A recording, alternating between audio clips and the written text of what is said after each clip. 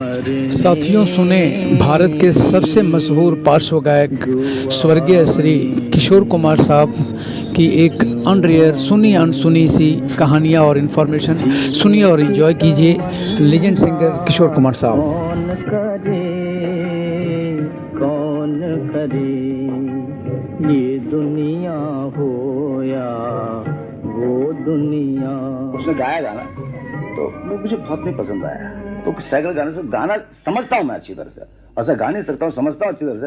मैंने कहा किशोर उतना अच्छा नहीं जितना मेरे को होना चाहिए। हमारे ब्रदर ने हमको डिस्करेज किया कि देख तेरी आवाज में मॉड्यूलेशन नहीं है। अब वो क्या गाते थे तो तुम जानती हो। मैं बन का बंजी बन के संग संग ढोलू रे। अब मैं चुप रहता था। मैंने कहा ठीक है भाई, तुम बड़े भाई हो, मैं क्या बोल रहा हूँ, कुछ बोल तो सकता नहीं, ठीक है। मैंने जब प्लेबैक देना शुरू किया था तो हम लोग ट्रेन से ही जाया करते थे और मैं नाना चौक में रहती थी तो ग्रैंड रोड से मैं ट्रेन पकड़ती थी और जाना पड़ता था मलाड तक। तो एक दिन मैं जहाँ बैठी थी वहाँ महालक्ष्मी स्टेशन पे किशोरदा उसी डब्बे में आए और मैंने देखा कि ऐसे लग रहा था मुझे कि उनकी शक्ल किसी से मिलती है, पर मैं पूरा ये नहीं कर पाई। और वो आके बैठे, उनके हाथ में एक छड़ी थी और कुर्ता पजामा और एक ऊपर स्कार्फ। तो वो ठीक से नहीं बैठते थे, बैठे बैठे कुछ ना कुछ चल रहा था उनका। तो मैं देखती रही। फिर हम लोग मलाड उतरे, जैसे मैं उतरी वो भी मेरे पीछे पीछे उतरे। तुम टांगे में बैठी, तुमने मुझे देखा, मैं भी टांगे में बैठा। तो तुम पहुंची बॉम्बे टॉकीज के दरवाजे पर, मैं भी वहां पहुंचा। तो तुमने सोचा ये फॉलो कर रहा है, क्या बात है, तो कौन है। फिर हम दोनों चले गए। तो मैं जल्दी जल्दी उतर के ना और खेमचंद प्रकाश जी के कमरे में गई। थोड़ी देर के बाद ये भी तो मैंने उनको कहा कि देखिए एक आदमी मेरा पीछा कर रहा है और वो स्टूडियो में भी आया है। तो मैंने कौन है, मैं कहा मालूम नहीं है, कोई लड़का सा। मैंने अच्छा मैं देखता हूँ। तो ये पीछे पीछे हमारे कमरे में आ गए। तो मैंने कहा यही है वो।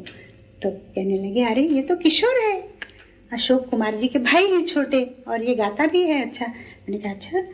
तो कुछ दिनों के बाद मुझे खेमचंद जी ने बुलाया और कहा कि इसके साथ तुमको डुएट गाना है।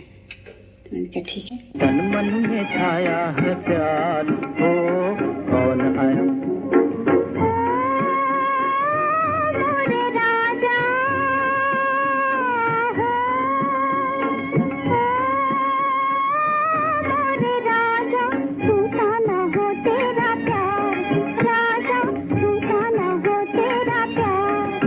गाने के बाद मैंने कहा तू काम पर गा तो लिया, अब जरा एक्टिंग कर दे।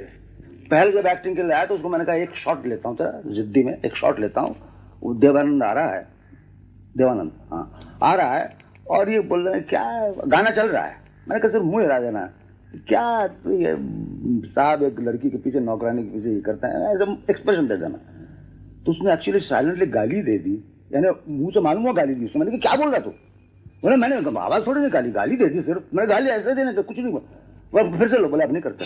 अरे गलत हो गया, भाग गया, आवाज भाग गया, उसको पकड़ के लाए। ये उसका पहला था एक्टिंग का।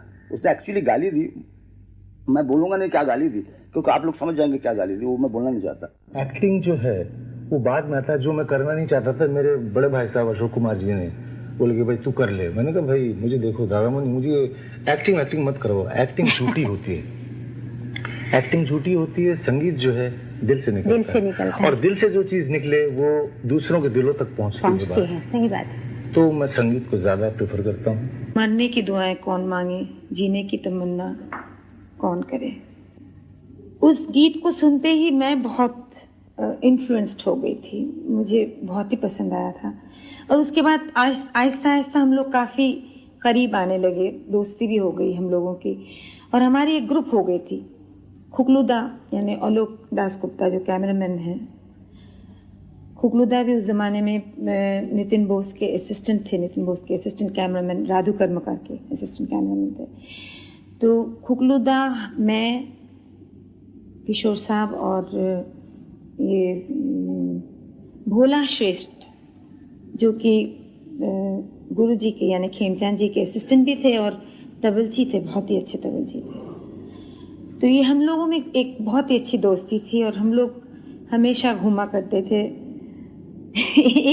एक मजे की बात मुझे याद आती है कि भोला दा को मैंने भाई बनाया था। तो एक राखी के दिन हमारे घर में हमने उनको दावत किया था आने के लिए। तो भोला दा तो आ गए। मैंने कहा भोला दा से आप आए हैं तो आपके दोस्त कहाँ है, वो क्यों नहीं आए? लेकिन नहीं, वो नीचे खड़े हैं, वो कहते हैं उनको राखी नहीं पहनना है इसीलिए वो आने नहीं वाले हैं। तो मैं मुझे याद आ गई ये चीज, एक से याद आ गई। एक साथ से दोस्ती बढ़ती गई और फिर तो हमने शादी कर ली।